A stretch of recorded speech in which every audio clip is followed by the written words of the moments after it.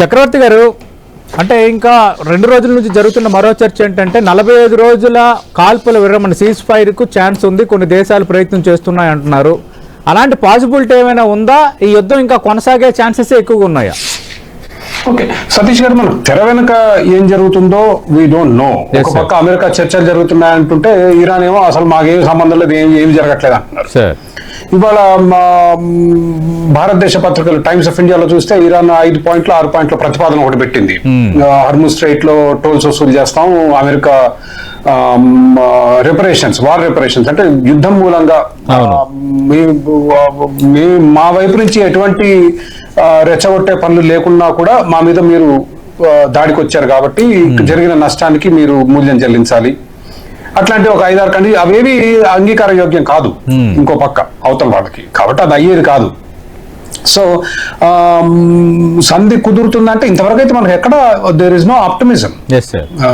మనం వాళ్ళు చెప్పే ఇప్పుడు మీరు మనకు పబ్లిక్ గా అవైలబుల్ ఉన్న ఇన్ఫర్మేషన్ కనుక చూసుకుంటే, ఒక పక్క వైట్ హౌస్ లో ట్రంప్ గానీ అతను డిఫెన్స్ సెక్రటరీ గానీ మాట్లాడే మాటలు, ఇంకో పక్క ఇరాన్ నుంచి వచ్చే వార్తలు, ఆ 2 వార్తలు కూడా బాగా ఒకరినొకరు ఇంకా రెచ్చగొట్టుకునే విధానంలోనే ఉన్నాయి. కానీ వెనక్కి తగ్గే ఆలోచన మనకు ఎక్కడ కనిపించట్లేదు. మనకు వచ్చే ఈ సంధి మార్గం అనేది కేవలం ఈ మిత్ర దేశాలు, ఈ పాకిస్తాన్ కానివ్వండి, there is another country that's negotiating, వాళ్ళు చెప్పే వార్తలు మనం వింటున్నాం.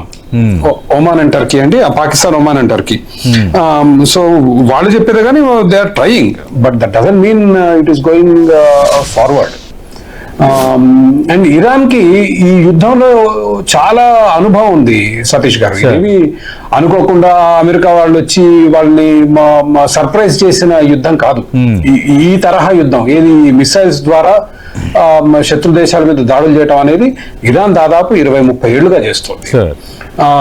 దాంతో పాటు అమెరికా సైన్యంతో ఇరాక్ లో, మీకు ఇరాక్ యుద్ధం గుర్తుంటే, సద్దాం హుస్సేన్ ప్రభుత్వం కూలిపోయిన తర్వాత అమెరికా సైనికుల మీద దాడి చేసింది, ట్రైనింగ్ ఇచ్చింది ఇరాన్.